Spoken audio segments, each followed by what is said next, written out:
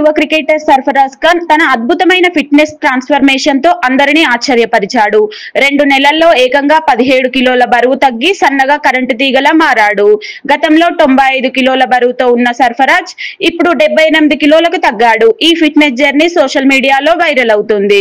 ముఖ్యంగా అతను జిమ్ లో దిగిన ఫోటో ఎక్స్, ఇన్స్టాగ్రామ్ లలో షేర్ చేయడంతో అభిమానులు షాక్ అయ్యారు.